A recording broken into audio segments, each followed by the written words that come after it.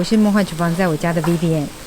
今天要和大家分享的这道料理呢，其实呢它本来是我做素菜包子跟高丽菜馅饼的内馅，但是发现炒这个馅料的时候呢大受全家欢迎，老公跟孩子根本把它当做一道料理来吃了，然后把它包入腐皮卷里面也超级好吃。所以今天分享的这道高丽菜炒冬粉不只可以拿来当做一道热炒的料理，也可以把它当做一个非常万用的蔬菜馅料，包子、润饼、腐皮卷通通都可以包。不啰嗦，赶快来准备所有材料的部分。所有材料配方就请大家自行荧幕截图，文字食谱的连结我也会放在资讯栏当中，有需要的朋友请多加利用。在高丽菜大出的季节，真的很适合这道料理。先把高丽菜切丝，如果你是准备来做馅料的话呢，丝的部分可以切细一点。接着所有食材前处理一下，敢吃辣的可以切点辣椒圈，不吃辣的就不加了。然后青葱切段，如果做成馅料可以切成葱末，蒜也是一样哦，想切片切末都可以。另外是红萝卜，去皮之后刨或是切成细丝。接着鸡蛋打入调理盆当中，这个等要炒成碎块状，可以加入1小匙的日式酱油，加点日式酱油可以提鲜，加了酱油就不用再加盐调味了。把蛋呢打散成全蛋液备用，这个等要来炒蛋。粉丝的部分我用的是龙口粉丝，选择比较耐煮一点的那种哦。然后不管泡冷水或是泡温热的水都可以，大概就是泡到影片这样的柔软度就可以沥干水分，不要再继续泡咯，因为冬粉很怕失去那个 Q 软度。接着我们热锅加入油脂，然后我们来炒个蛋，火力大概就是中大火，快速的炒拌一下，不要炒太久，大概成型成块状就可以起锅备用咯，因为我比较喜欢蛋的口感是比较嫩的。炒好的鸡蛋就放一旁备用。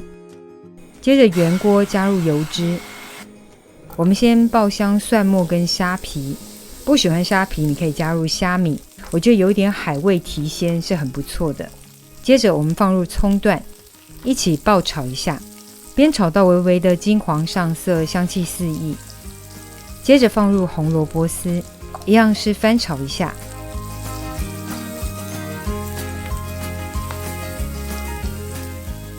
香味整个释放之后呢，我们可以加入高丽菜，记得清洗过后的水分要沥干，把整体给拌炒均匀。基本上就是把高丽菜整个稍微炒软一点，翻炒过程动作还是要快，还是要炒到高丽菜是保有脆度的哦，不是那种软趴趴软烂的口感。炒到菜叶稍微变得半透明之后，我们加入泡软的粉丝跟所有的调味料，然后快速的翻拌均匀。这个高丽菜本身释出的水分刚刚好可以被粉丝吸收哦，所以不需要额外再加水咯。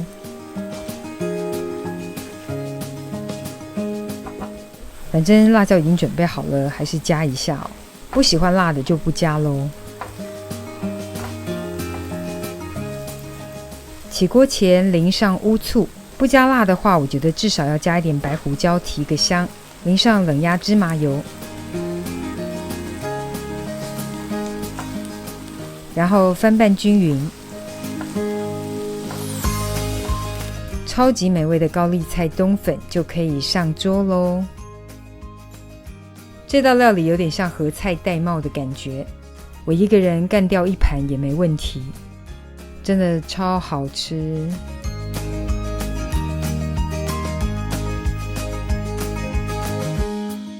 如果单吃觉得很无聊，我们可以来包个腐皮蔬菜卷，可以用自制或市售的腐皮，新鲜或干燥的都可以。我这个是比较薄款的，不用泡水，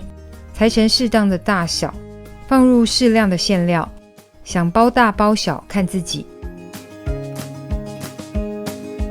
就很像包裹春卷、润饼的手法，左右折叠后就可以卷起来，馅料尽量卷紧一点，才不会散开哦。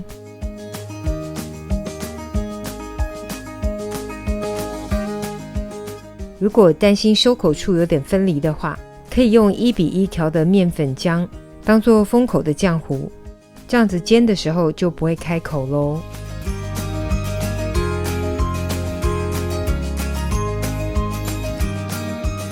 想做几卷都可以，卷好之后呢，就可以热锅，喷点油，用干煎的方式煎到外皮整个金黄上色，微微酥脆的口感就可以。当然也可以用更多的油炸，或是用气炸锅烤箱，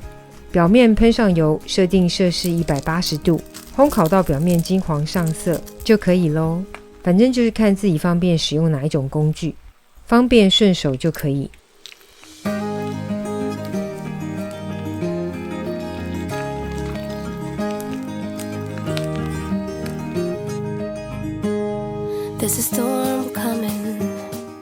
超好吃的高丽菜炒冬粉、蔬菜腐皮卷，等你交作业咯。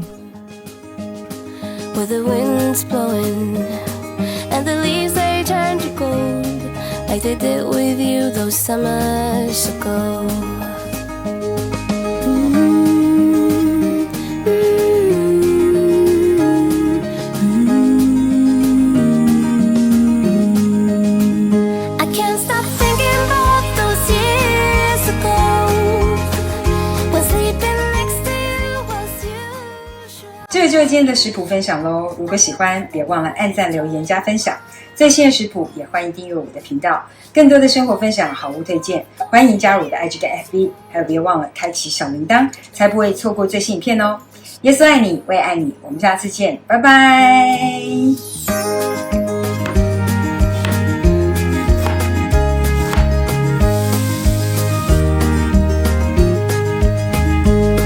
There's a storm coming, summer's just around the bend, and my bottle's empty once again, and my feet's burning on the roads we used to walk, where the rivers walked along with us.